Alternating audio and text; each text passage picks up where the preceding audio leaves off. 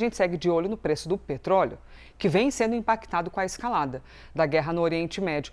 Ontem teve um pouquinho de queda nesse preço do barril, mas de lá para cá já não compensou porque já subiu de novo, Débora? Vamos lá explicar isso direitinho, viu, Elisa? Ontem a gente teve uma queda muito importante, inclusive, né, no preço do barril do petróleo. A gente conseguiu, inclusive, fechar o dia com o barril do petróleo abaixo dos $100. E isso, é claro, aliviou a questão da disparidade do preço dos combustíveis, mas isso eu chego já lá nesse caminho para contar isso para vocês. Esse alívio que a gente teve ontem veio muito por causa daquela fala de Donald Trump dizendo que não iria realizar aqueles ataques por causa do Estreito de Hormuz fechado, que ele dava um prazo ali agora de 5 dias, dizendo que estava em tratativas e negociações com o Irã. E aí a gente teve o petróleo chegando a cair 13%. Só que tudo isso mudou de cenário quando o Irã chegou e disse assim, olha, não é bem assim não, a gente não está fazendo nenhuma negociação. É tanto que o Irã continua realizando ataques, e a gente já teve vários ataques sendo registrados entre ontem e hoje.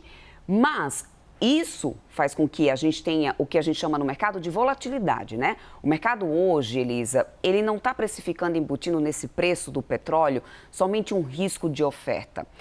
Ele está precificando nisso um temor do que ainda pode acontecer. É tanto que o petróleo agora já está subindo praticamente 5%. Está aqui na casa dos $99,80 de novo, quase beirando $100 de novo.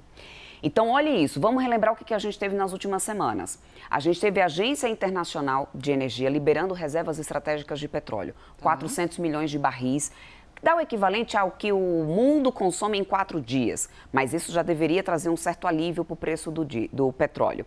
Depois disso, a gente tem os Estados Unidos tomando 2 medidas que são muito significativas, tirando sanções de petróleo da Rússia, que segue em guerra na Ucrânia, e tirando sanções de petróleo de alguns petroleiros do próprio Irã, que estavam já embarcados no mar, ou seja, com mais medidas de levantar a bandeirinha branca e dizer assim, olha, a gente está tentando segurar a onda porque isso tem um efeito, mas é que de imediato em preços, principalmente de combustíveis, lá nos Estados Unidos, que já está com a gasolina bem mais cara.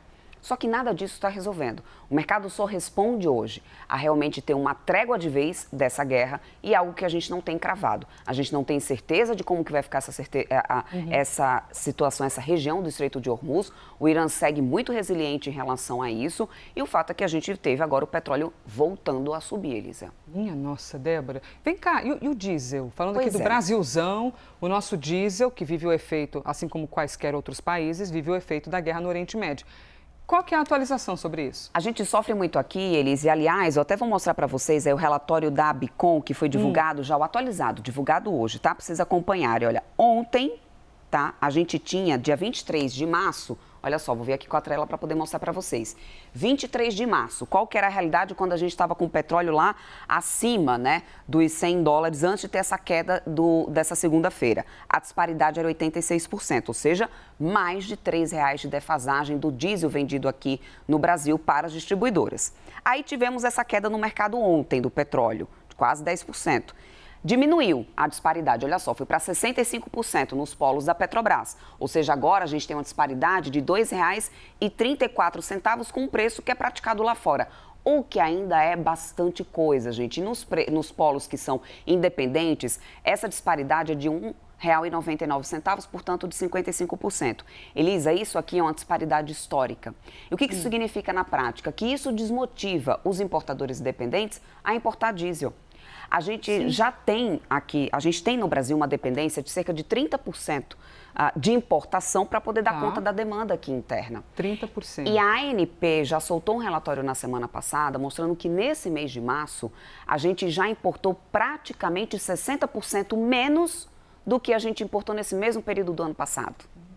O que é muito preocupante, porque a demanda não diminuiu. A gente está em período de colheita de safra e tudo mais, ou seja, isso traz uma preocupação muito grande porque essa disparidade, sem novos ajustes de preço para tentar igualar com lá fora, a gente desestimula as importações, porque os importadores estão assim, eu vou esperar para ver o que vai dar, porque se eu comprar agora, como é que eu vou vender um diesel assim tão mais barato do que, porque está muito mais caro lá fora, a Petrobras não reajusta o preço, como é que eu vou vender isso? Não vou conseguir vender.